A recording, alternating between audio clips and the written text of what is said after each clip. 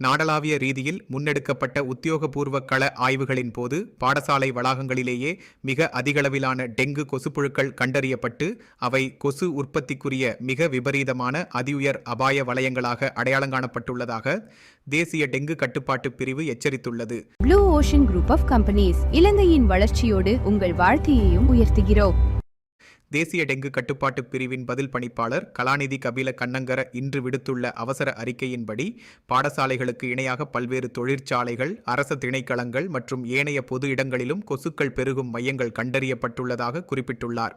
நடப்பு 2026ஆம் ஆண்டின் தற்போதைய நிலவரப்படி நாடு முழுவதும் டெங்கு காய்ச்சலினால் பாதிக்கப்பட்ட நோயாளர்களின் ஒட்டுமொத்த எண்ணிக்கை 75,000-ஐ தாண்டியுள்ள அதேவேளை பதிவாகியுள்ள மொத்த பாதிப்பில் 52.7% நோயாளர்கள் கொழும்பு மற்றும் கம்பஹா மாவட்டங்களை உள்ளடக்கிய மேல் மாகாணத்திலேயே உத்தியோகபூர்வமாக பதிவாகியுள்ளனர். இலங்கையில் பதிவாகியுள்ள ஒட்டுமொத்த டெங்கு மரணங்களில் 70% பெண்கள் என்பதுடன் பலியானவர்களில் 37 பேர் பெண்கள் என தேசிய டெங்கு கட்டுப்பாட்டு பிரிவின் தரவுகள் காண்பிக்கின்றன. இதன் காரணமாக காய்ச்சல் போன்ற ஏதேனும் டெங்கு நோய்க்கான பூர்வாங்க அறிகுறிகள் தென்பட்டால் எவ்வித அலட்சியமுமின்றி பெண்கள் உடனடியாக மருத்துவ சிகிச்சைகளை பெற்றுக்கொள்ள முன்வர வேண்டும் என பதில் பணிப்பாளர் கலாநிதி கபில கண்ணங்கர அவசரமாக வேண்டுகோள் விடுத்துள்ளார். நோயாளர்கள் மிகவும் காலந்தாழ்த்தி மருத்துவமனைகளில் அனுமதிக்கப்படுவதே இந்த தொடர்ச்சியான மரணங்களுக்கு முதன்மை காரணமாகும்.